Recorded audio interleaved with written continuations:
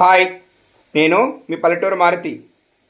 ఇవాళ నేను మీకు రొయ్యపట్టు కూర చేసి చూపిస్తానండి. ఇదిగోండి రొయ్యపట్టు. దీన్ని శుభ్రంగా కడుక్కోవాలండి, ఇసుకుంటుంది. దీన్ని 5-6 సార్లు శుభ్రంగా కడుక్కొని గాలించుకోవాలి. నేను కడుక్కొని తీసుకొస్తానండి. ఇదిగోండి రొయ్యపట్టుని శుభ్రంగా కడుక్కు తెచ్చుకున్నాను. ఇది అడుగుని ఇసుకుంటుందండి, చాలా జాగ్రత్తగా గాలించుకోవాలి. ఇప్పుడు పొయ్యి మీద ముక్కుడు పెట్టుకుని ఆయిల్ వేసుకుందాము. ఆయిల్ వీటెక్కిందండి. ఇప్పుడు ఈ రొయ్యపట్టు ఇందులో వేసుకుందాము. ద్వారగా వేయించుకోవాలండి. ఇది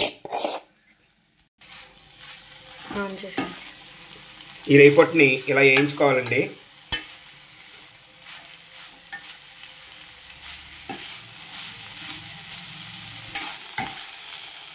రొయ్యపట్టు వేగిపోయిందండి, ఇంకా కమ్మగా వాసన వస్తుంది. ఇప్పుడు ఇది ఒక బాండీలోకి తీసేసుకుందాము. ఇది వేరే గిన్నెలోకి తీసేసుకుందామండి. ఆ రొయ్యపట్టు పక్కకి తీసేసుకున్నామండి. ఇప్పుడు అదే మూకిట్లో మళ్ళీ కొంచెం నూనె వేసుకుందాము. ఈ నూనె వేడెక్కిందండి. ఇందులో ఒక 4 పచ్చిమిరకాయలు కట్ చేసుకుని వేసుకుంటున్నాను.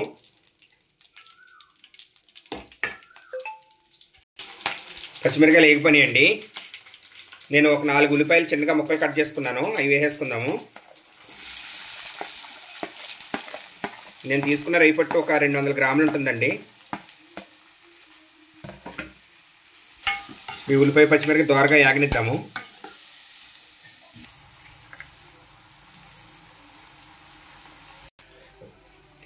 ఇదిగోండి ఉల్లిపాయ ముక్కలు వేగిపోయినాయి. ఇప్పుడు ఇందులో ఇందాక మనం పెట్టుకున్న రొయ్యపట్టు వేసుకుందాము.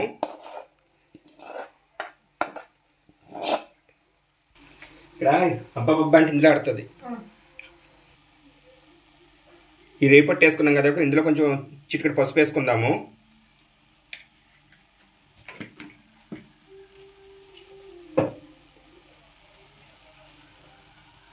ఒక స్పూన్ కారం వేసుకుందామండి. ఇందాక పచ్చిమిరకాయలు వేసుకున్నాం కదా, కారం చూసేసుకోవాలి.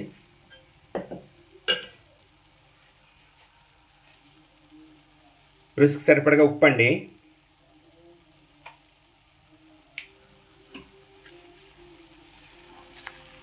ఇప్పుడు బాగా మిక్స్ చేసుకోవాలి.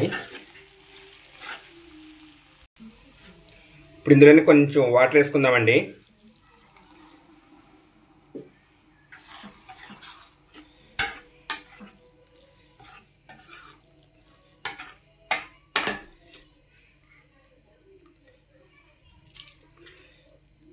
మూత పెట్టేసుకుందాము. ఇది నీళ్ళలో కొంచెం బాగా మగ్గనిద్దామండి. ఇప్పుడు మూత పెట్టేసుకుందాం. ఉడికిపోయిందేమో చూద్దామండి. ఇప్పుడు మూత తీసి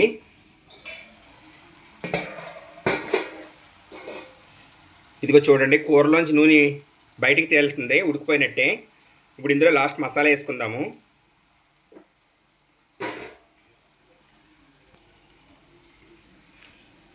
ఇదిగోండి ధనియాలు, ఎల్లుల్లిపాయ, జీలకర్ర ఈ 3 మిక్సీకి వేసుకున్నాను.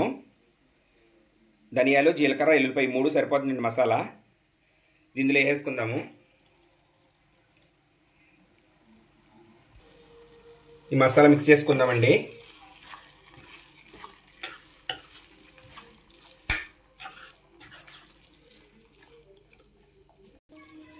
నేను ఈ మసాలా వేసుకున్నాక ఈ మసాలా గిన్నె కడుక్కున్న వాటర్ వేసేసుకుంటున్నానండి. ఇందులో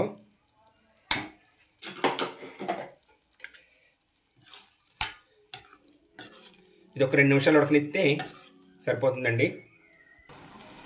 మూత పట్టుకుని 2 నిమిషాలు ఉడికించుకుందాము.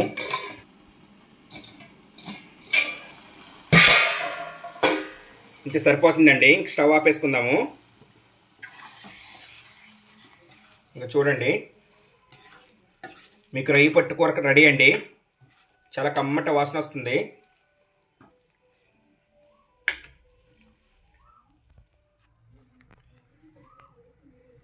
ఇంతే అండి, మీకు రొయ్యపట్టు రెడీ అయిపోయింది. చాలా కమ్మగా ఉంటుందండి రైస్లోకి.